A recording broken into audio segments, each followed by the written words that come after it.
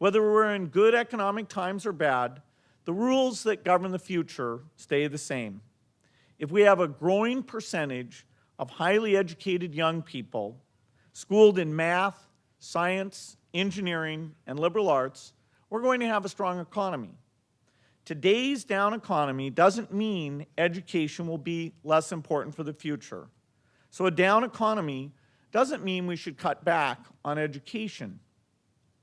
For the sake of our students and the good of the country, we need to dramatically increase the number of low-income students who get post-secondary degrees.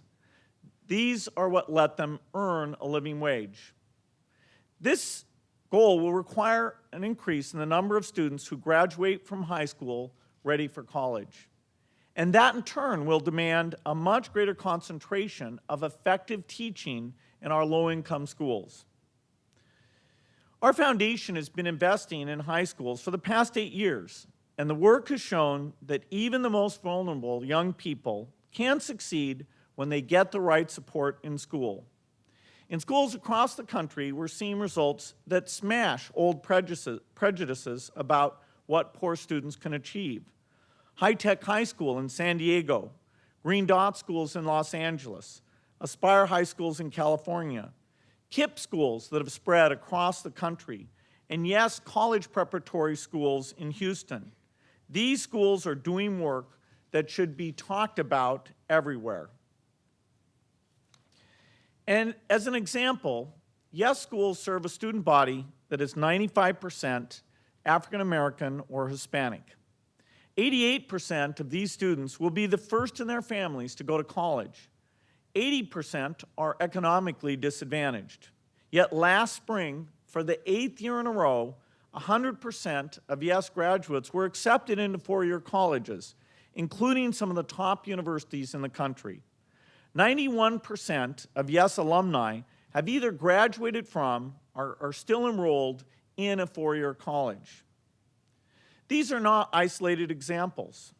There are public schools and charter schools serving some of the most disadvantaged students in the country, and yet they are recruiting great teachers, making the curriculum more rigorous, using data to see what works, and graduating students ready for college. My wife Melinda and I visited some schools in Texas last October, and we couldn't stop talking about a principal named Cesar, whom we met at Houston's Lee High School. Cesar told us about a student who had come to school as a freshman 3 years before and refused to say a single word. Not hello, not even leave me alone. He was in a gang, and he was far behind in school. Cesar got involved with this kid and worked with him every day. And today, this former gang member is a senior, on course to graduate and planning to go to college. When Cesar came to this part of the story, he broke down and cried. He had worn himself out for that young man. There are a lot of young men like that student, and there aren't enough schools like Lee High or educators like Cesar. We have to change that. The evidence shows that the defining feature of a great education is what happens in the classroom. Everything starts from that and must be built around it. Our school systems need to focus much more sharply on effective teaching, in particular recruiting great teachers while supporting high standards, great instructional tools, and data systems that show what works. These are the changes that trigger the biggest gains for students. The federal government can make a big difference here. They can accelerate school reform by gathering and sharing more data on what works, why it works, and how to spread it.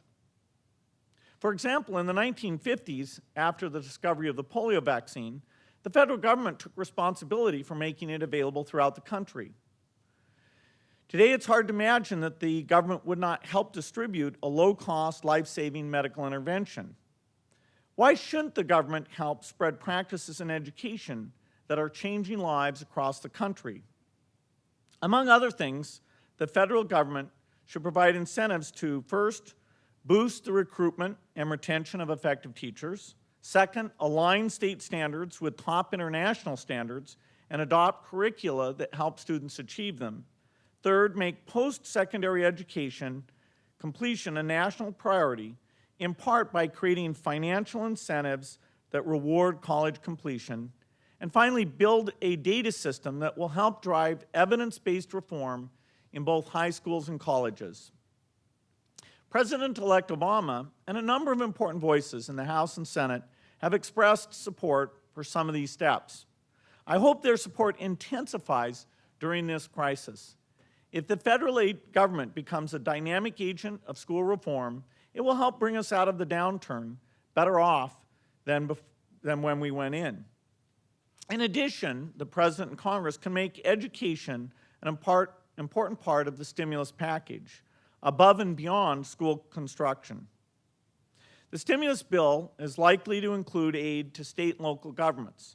The government could use a portion of this aid to avoid the higher education funding cuts and tuition increases that they often have to rely on to balance their budgets in a recession.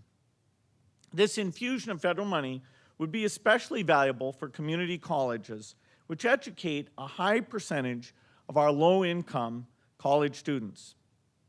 Overall, this approach would help make sure that state and local budget pressure doesn't reduce the number of people who get post-secondary degrees during this downturn.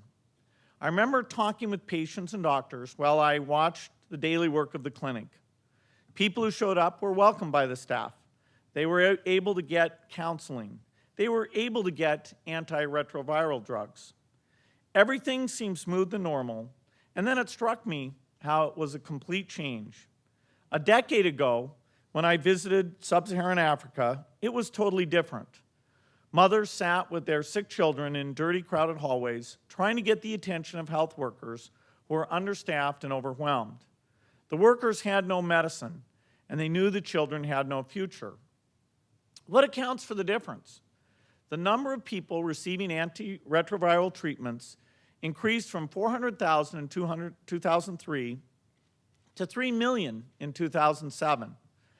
This money is not just saving lives, it's saving children from becoming orphans. Parents are now living to take care of their children, send them to school, and help them grow up. This huge change came in large part from an infusion of American tax dollars through PEPFAR and the Global Fund. President Bush and Congress knew how much the American people would care and would want to help, and they knew how much our help would mean to the people who get it. This past summer, during the presidential campaign, candidate Obama made a commitment to build on this record. He pledged to double U.S. foreign assistance to $50 billion by 2012. For someone in our area of work, this was an extraordinary thing to hear. Since then, of course, we've been hit by the financial crisis, which has opened up a huge budget deficit and changed some people's view of what we can afford. But the crisis didn't reduce people's needs for assistance. It actually increased it.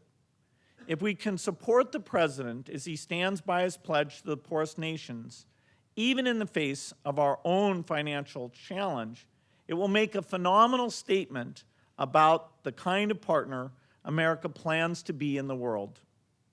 Of course, the point isn't only to enhance America's reputation. That's a byproduct. The point is to improve lives. Development assistance can accomplish amazing things. The percentage of people in developing countries living in extreme poverty has fallen from more than 30% in 1990 to under 20% today. We are within reach of the goal of cutting extreme poverty in half by 2015. Another example is that measles deaths are down by more than 90% in Africa. Malaria deaths are down by 50% in the areas of Asia and Africa that have received particular focus. A malaria vaccine candidate is now demonstrating that it can help protect young children from the most deadly form of the disease. If we can keep pushing, we can make huge gains. I'm talking about more than reducing poverty or preventing disease. I'm talking about helping countries ultimately end their dependence on foreign assistance so that more people can live healthy, productive lives without support from the U.S. or other donor governments.